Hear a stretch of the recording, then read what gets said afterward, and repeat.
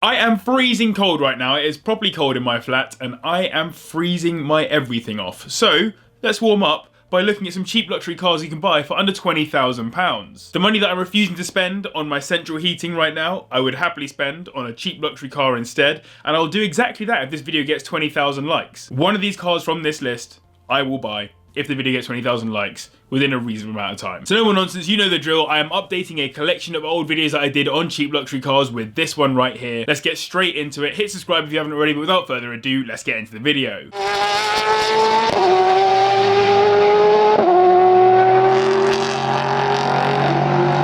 One of the more underrated luxury car manufacturers is Volvo, with their more simplistic designs but generally great quality and relatively reasonable prices. The Volvo S90 is a great example of a full-size luxury saloon that embodies these features with its 2-litre twin-turbocharged inline-4 diesel engine that makes 187 brake horsepower, taking it to 60 in 7.9 seconds, which is not bad for one of the smaller engines on the S90 lineup. It's got a super minimalist design on the interior which won't be to everyone's taste, but it does do away with the annoying clutter. It comes as both a long and short wheelbase, and if you prefer estates, you could always go for the V90 instead, which is basically the same, just with a bunch more storage space. So I don't think you'll set the world alight with one of these, but they are very nice luxury cars for anyone who prefers something a little bit more understated. Being the newest car on the list, these start at around £15,000, with £20,000 getting you a 2018 example with around 50,000 miles on the clock. There have been some teething problems with some cars, including some catching fire, but all in all, they're very new and generally very reliable too. I would argue that Porsche are one of the best manufacturers today in terms of quality and luxury, which is why the second generation Cayenne had to be on this list,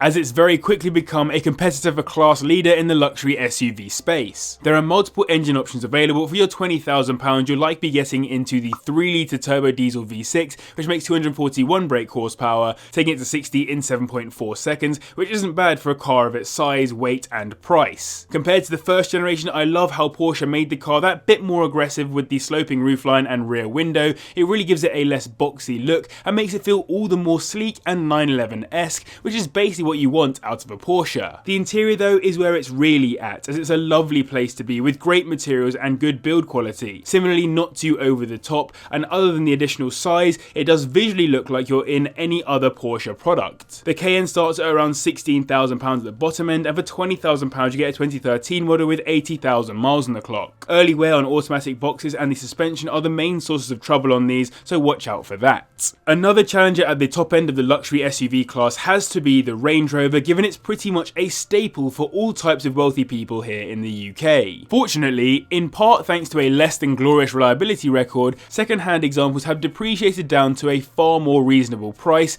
meaning your £20,000 will get you a 4th generation Range Rover with the 3-litre turbo diesel V6, which puts out 254 brake horsepower, meaning it will manage 0 to 60 in 7.4 seconds, matching the Porsche. Having been in a few of these, I can confirm that the interiors are lovely, particularly in the right spec. For example, you can get optional extras like the little desk between the rear seats, infotainment screens built into the headrests, quilted leather seats, and equally luxurious parts, all mixed with a very comfortable ride thanks to its air suspension, which is also very capable off-road, irrespective of how much you plan on using it off-road. £17,000 the minimum that you'll pay to get into one of these, and £20,000 will get you a 2013 example, still with pretty high mileage. That air suspension can be expensive to sort if it goes wrong, and to be honest, reliability on these generally is very sketchy. Might be one to miss if you don't want that stress. It's nigh on impossible to make a video on cheap luxury cars without including the flagship Mercedes luxury car, the S-Class, specifically in this case the W222 or 6th generation car, which ran from 2013 to 2020. Mercedes typically put their best of the best equipment in an S-Class, and the W222 is no exception. Alongside that equipment, the S350D spec got a 3-litre turbo diesel V6, which makes 254 brake horsepower,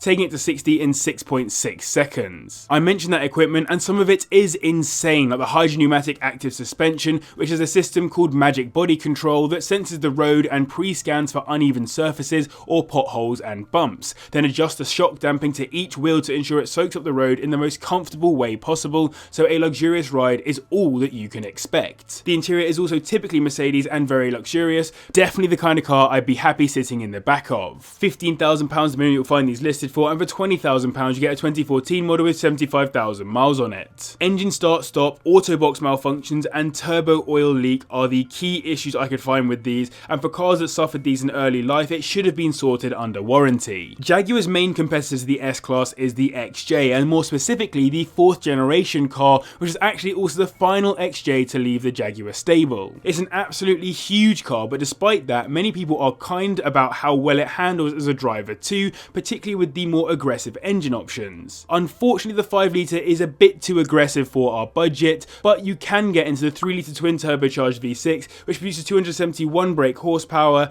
taking it to 60 in 6.2 seconds, so not V8 pace, but still not bad. It is of course an Ian Callum design, and of course it has a long wheelbase example depending on how much legroom you want in the rear. Strangely, they actually removed air suspension from the front of the car and gave it to the rear only, which was combined with a lighter overall chassis, helping the engine have to do less work. It has a nice interior too, with that cool Jaguar circular control button, nice materials, and having been in one, it does feel like a comfortable place to be, even more so than the F-Pace. These start at around £17,000, and £20,000 gets you a 2013 model with 80,000 miles on the clock. The DPF filter is a known problem, but surprisingly these have been named pretty reliable in multiple long-term reviews. So I hope you enjoyed this video. A quick reminder, if you haven't already, do hit the like button, I would really appreciate it, and subscribe as well if you're new here. Don't forget, 20,000 likes in this video, which is a huge amount of likes to get, and I appreciate it as a huge possible burden for you guys, damn it. A quick reminder, if this video gets 20,000 likes, I will buy one of these 10 cars. Let me know in the comments down below what I should buy should that happen, and I appreciate 20,000 likes is a lot of likes, but it isn't impossible.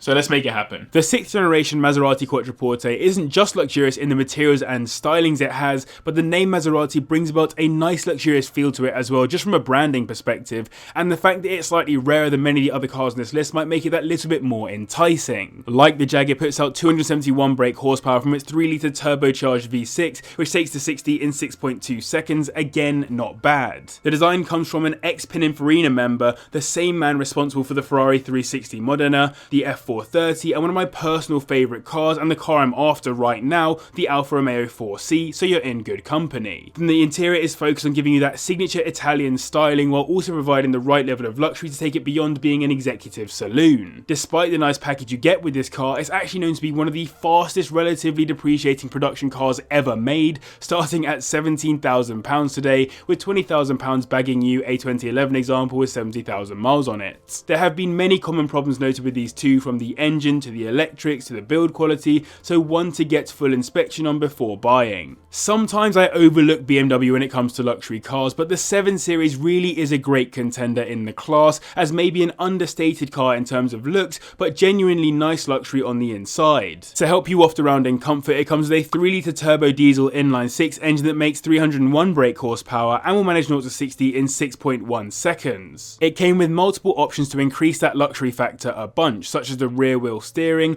8-speed auto transmission, night vision, pedestrian recognition, massaging rear seats, and the LCD screens, which were new at the time it was released back in 2009. The interior, as I mentioned, is actually really nice on these, even though at the time there was an argument to be made that it wasn't an aesthetically pleasing car in terms of its competitors. It has stood the test of time though, and now looks much more modern than some of the cars it used to compete with on the inside. These are listed for around £13,000, with £20,000 getting you a 2014 model with 50,000 miles on the clock. Jerky transmission, parking brake failure, and some software problems were the key issues that I could find on these. I feel like this car is hugely underrated as a cheap access point into luxury cars, particularly as they are pretty reasonable at the bottom end and have a properly wafty power unit attached. That massive 5 litre V8 with a hybrid motor attached, making a combined 439 brake horsepower, meaning it will do 0 to 60 in 6.1 seconds. This is actually the 4th generation LS, and the previous gens have become become cult classics to some degree, so I wonder if this will do the same. It also comes in long wheelbase spec if you're that way inclined, but either way the entire focus is on luxury,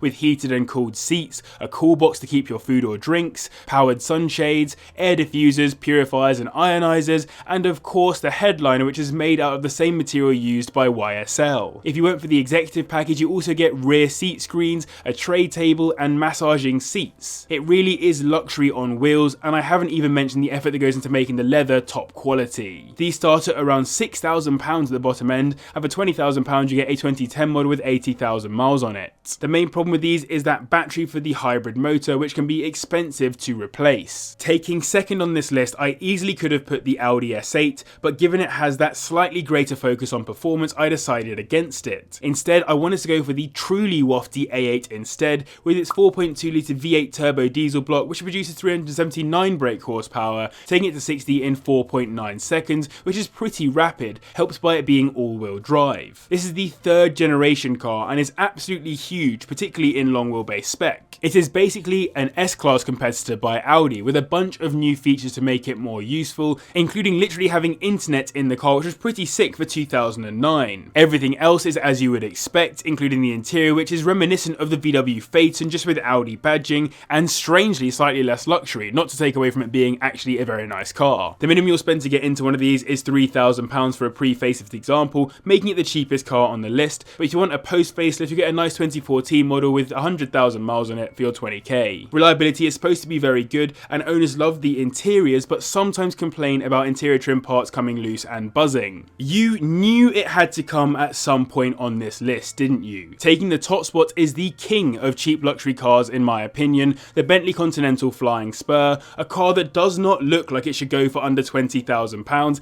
and terrifies many people for that very reason when they consider what maintenance and repair bills might be. But we'll get onto that in a second. Before we can do that, we have to marvel at the 6 litre twin turbocharged W12 engine that makes 552 brake horsepower, which should get it to 60 in 4.9 seconds, meaning it tops this list in all aspects. It's literally a Bentley, so spec options from new were above and beyond most other cars on this list, despite it being older. It looks particularly regal, and because of its age can come with some old school features like car phones and that kind of stuff. However, the luxury aspect is unquestionable with the adaptive air suspension, continuous damping control, and also the all-wheel drive system, which helps us to float along even at high speeds. It was in fact the world's fastest and most powerful production saloon on release, with a top speed of 195 miles per hour. Being the oldest car on the list, it has had plenty of time to depreciate, so £13,000 the minimum you'll find them listed for now, and £20,000 to get a 2006 model with 60k on it. People rag on these for maintenance prices, but in reality they're actually pretty reliable. Yes, they cost a bunch to fix if they go wrong, but well-used examples can typically go on for miles. Which of those 10 cars would you personally go for? I think